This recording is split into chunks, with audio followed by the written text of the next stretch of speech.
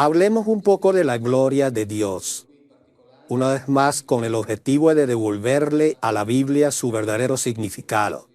Gloria es la palabra con la que se traduce la palabra hebrea kabod. El trabajo de hoy no es fácil porque la palabra kabod no se debe de separar de otros dos conceptos que a menudo aparecen junto a esta, Ruach y Querubín. Pero trataré de ser lo más claro posible y dar algunos ejemplos muy simples y claros. Hay muchos pasajes bíblicos en los que se menciona este conjunto de objetos voladores y que a menudo aparecen vinculados entre sí, kabod, Ruach y Querubín. Hoy echaremos un vistazo al término hebreo kabod, que deriva de un verbo que significa ser pesado, tener cierto peso, pero también ser distinguido o ser duro. Los griegos en el siglo III a.C. condujeron o tradujeron este término con la palabra doxa, que se traduce en las lenguas modernas como gloria. La traducción de este término siempre ha estado condicionada por la interpretación divina habitual de Elohim, que hemos visto que en uno de nuestros videos anteriores, los Elohim no eran un único Dios, sino un conjunto de individuos, y lo más importante, no eran deidades espirituales, transparentes y trascendentales, sino individuos de carne y hueso. Los poderosos, la confección teológica ha distorsionado el significado del término kabod y ha optado por traducirlo como gloria, y es una de las palabras que realmente significa algo muy distinto, algo muy concreto, poderoso y también muy peligroso. Y ahora veamos los pasajes del Antiguo Testamento que nos hablan de esta gloria y de la forma en que pueden mantenerse los hombres. Entenderemos así que kabod era un objeto concreto y material. Entre los muchos ejemplos posibles, comenzaremos con el libro de Éxodo. En el capítulo 33, Moisés quiere estar seguro de que el Elohim, llamado Yahvé, que se le había revelado, era capaz de cumplir su promesa, de llevar a cabo la guerra de conquista de la tierra prometida. Y entonces Moisés le pide que le muestre su kabod. En esencia, Moisés quiere una prueba, quiere ver el poderoso instrumento militar de este Elohim, que hizo promesas de conquista. El Elohim Yahvé entiende que Moisés lo necesita y acepta su petición.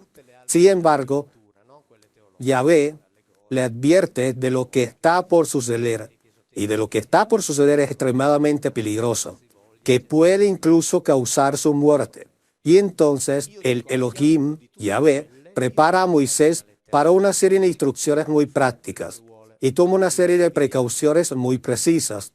Lo primero de todo, le dice a Moisés que se prepare para subir la montaña a la mañana siguiente, y que nadie, ni un hombre ni bestia, debería estar en la ladera de la montaña, o de lo contrario morirían. Y le dice a Moisés que él no podrá ver el kabod de frente, sino que solo por la parte de atrás, porque de lo contrario moriría. Luego le dice que cuando el kabod pasara, debía esconderse en las ranuras de la roca del pico de la montaña, para que Yahvé pudiera protegerlo y salvarlo de una muerte cierta. La historia continúa y todo transcurre en la cima de la montaña, mientras la gente que estaba abajo presenciaba los poderosos fenómenos y los oídos producidos por la llamada gloria de Dios. Después de esta experiencia, Moisés va a la montaña y se presenta ante la tribu de Israel con el rostro enrojecido, como quemado, hasta el punto de que cuando está afuera, siempre se cubría la cara con un velo y solo se la quitaba al entrar a su tienda. Estos desenlaces son difíciles o incluso imposibles de entender cuando se habla de una gloria espiritual, pero no parecen tan extraños cuando se considera que en Éxodo 34 se dice que cuando Moisés sube a la montaña, el kabod de Elohim está ubicado y mora en la cumbre, produciendo una nube que cubre al mismo. Por lo que hablamos de un objeto que viene, pasa y luego se detiene, o más bien, diríamos que aterriza en la cima de la montaña frente a Moisés. Viendo todo esto, lo cual está muy claramente escrito en la Biblia, nos surge algunas preguntas. ¿Cómo es posible que Moisés le pida a Dios que le dé una prueba de su poder? ¿Cómo es que Dios no tenía la gloria con él, sino que tenía que traerla la mañana siguiente para mostrársela, y que aquellos que miraban a Dios no podían ver automáticamente su gloria? ¿Por qué se dice que la gloria de Dios pasó de un lugar a otro? ¿Qué era esa gloria que no se podía ver de frente, sino solo la parte de atrás? ¿Qué era lo que pasaba delante de Moisés, que era tan peligroso que requería protección especial para no morir? Porque Yahvé no podía proteger a Moisés de los efectos de su propia gloria, mientras que las simples rocas sí podían hacerlo. Porque los animales que estuvieran en las inmediaciones del Cabot también podían morir. ¿Qué culpa tenían? ¿Por qué Yahvé no podría protegerlos? ¿Qué le pasó a Moisés? ¿Por qué terminó con la cara quemada? Fue afectado por algún tipo de radiación que, como el sol, produjo quemaduras. Y entonces nos preguntamos si Dios no podría controlar los efectos producidos de su gloria. Estas son preguntas que son imposibles de responder si pensamos que Cabot era la gloria espiritual de Dios, tal como le da la interpretación actual. Simplemente sonaría como algo absurdo e incomprensible. Pero volvamos a ver algunos ejemplos muy interesantes que confirman la cosa tan concreta que era este Cabot, la llamada gloria de Dios. En el Éxodo 16 se cuenta que Aarón estaba hablando del desierto del pueblo de Israel, y en algún momento determinado todo el pueblo se va al desierto y entonces aparece el Cabot de Yahvé arriba del cielo, dentro de una nube. Y vale la pena acotar que hablamos de esta nube. Una vez más, está claro que para ver el Cabot, que se supone que es la gloria de Yahvé, se debía mirar hacia arriba. Tal vez su atención hubiera sido atraída por un fuerte ruido. Por lo tanto, está claro que la gloria es un objeto bien definido, ubicado en un punto preciso en el espacio, por lo que esta gloria claramente tiene una dimensión física ilimitada. Este evento habla por sí mismo, no se necesita más explicación. Pero avancemos y vayamos ahora al libro de Ezequiel. Mencionaré apenas algunos versículos de muchos eventos que se acontecen en este libro. En el capítulo 3, el profeta narra que ha sido levantado por un guruaz y dice: escuché detrás de mí el sonido de un gran terremoto, y entonces el Cabot de Yahvé se alzó sobre la tierra. Esta traducción parece una invención. De hecho, algunas Biblias, como la Biblia del rey Jacobo, dicen que la gloria de Dios estaba siendo bendecida desde ese lugar. Pero, ¿cómo se bendice la gloria de Dios desde un lugar? Esto se vuelve aún más absurdo y, de hecho, es una mala interpretación de la palabra hebrea verum. Y de toda la construcción de esta oración. La confusión en estas traducciones proviene del hecho de que el término verum se lee como barús, y barús significa bendito. Pero en hebreo, la lectura correcta de verum significa levantarse del suelo. La traducción exacta que he mencionado anteriormente se encuentra en muchas Biblias e incluso ha sido confirmada por el profesor exegeta hebreo Emanuel Top en su texto Crítica Textual de la Biblia Hebrea. Así que no hay duda de que el Cabot de Yahvé está en el suelo en un lugar muy específico y al subir hace un gran ruido. La Biblia no puede ser más clara sobre esto, pero lamentablemente las malas traducciones no permiten visualizar completamente el contexto y la real traducción de este y muchos pasajes. La Biblia también es clara en el capítulo 10 del libro de Ezequiel, cuando nos habla del todo o de todos los movimientos aéreos que hace el Cabot. El Cabot se levanta en el patio interior del templo, se levanta del suelo por encima del templo, se levanta sobre el querubín, que probablemente era una máquina voladora, y sus alas hacen un ruido tan fuerte que éste era oído incluso por aquellos que estaban fuera de los muros exteriores del templo y no podían verlo. Luego el querubín y el Cabot se elevaron y el Cabot de Yahvé fue a posarse a la montaña que estaba al este de la ciudad. En el capítulo 43, Ezequiel describe que este Cabot viene del este, nuevamente produciendo un fuerte ruido y con la tierra debajo del mismo brillando.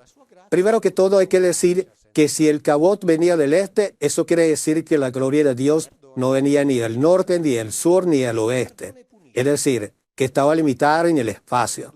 La Biblia griega dice claramente que el ruido aumentaba a medida que se acercaba el Cabot y que la luz que producía iluminaba la tierra que había debajo justo de él.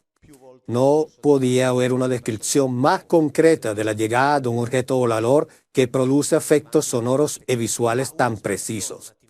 Ezequiel no estaba dormido, estaba absolutamente despierto, no era un loco que tenía que experimentar visiones, y él incluso comparaba los varios encuentros que tuvo con estos objetos voladores y dice que es una de esas experiencias finalmente había entendido que eran esos objetos, los querubines, que se habían encontrado una vez anteriormente en el río Sabar.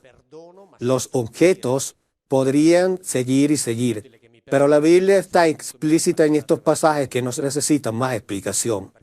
Y está muy claro que el Cabot no es la gloria espiritual de Dios, como lo quieren ver la teología,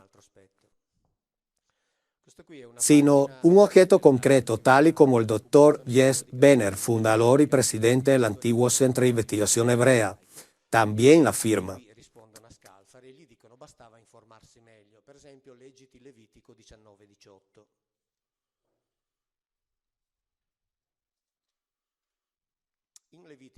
En uno de sus diccionarios describe que el Cabot es el significado concreto original del armamento de batalla. Este significado del armamento encaja con el significado literal de la raíz de Cabot, que es pesado, y el armamento son armas pesadas y defensivas en una batalla.